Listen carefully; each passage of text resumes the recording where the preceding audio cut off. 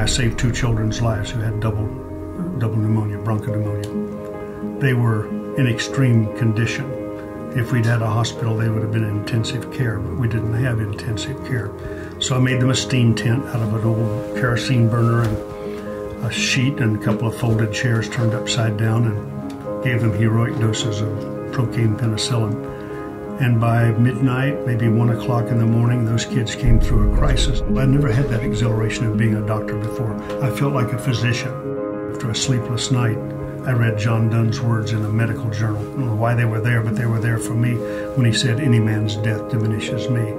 And I realized I had my explanation for why I felt as exhilarated as I did, because had those 2 kids died, something of me would have died as well. That's when Project Concern started. It was unvoiced cries for help that Dr. Turpin heard in Coronado, California, when he gave up his own private practice to establish Project Concern.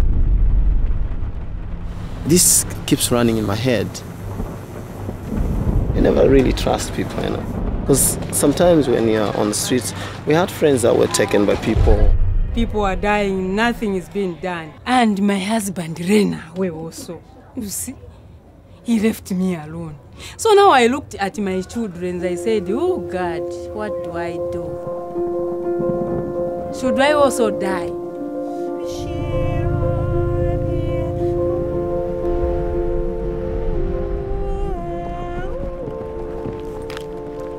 It has confirmed that the client is actually HIV positive. Yes. Ethokoza ako church amanithandiza amanipasa bakude bofunikilana nimwambie na bwina olukona zanga nembide bwina bajana niku panani kuneta nimpina panja.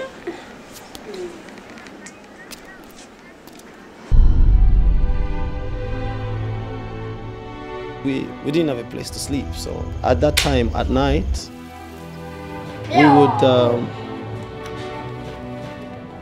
we would sleep here, you know. And some of these kids you see around here, they definitely sleep here. I lived here before. There's no reason these children should suffer that in addition to losing both parents. That's tragic enough. We should be able to do bigger things, and we should be able to save for our kids, because we've already lived half our years.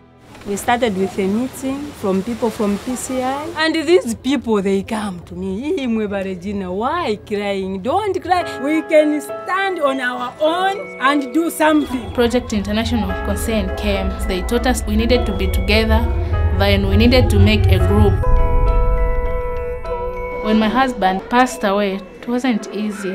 2 weeks later, I lost a child, and that was crushing to me. But through the group, at least I'm able to put up a smile on my face. This group has really changed me. It's a group of solving problems. What people need sometimes is not food only or education. It's inspiration, that little drop that can carry you through whatever obstacle. You need that. They were even now buying new clothes. They were even becoming fat. Like Martha. She was very thin. We would just go straight. Yes, go forward. And I think the sustaining power of Project Concern International today is because the increasing number of people are beginning to recognize that we need these people in our lives as much as they need us in their lives. That's a symbiosis.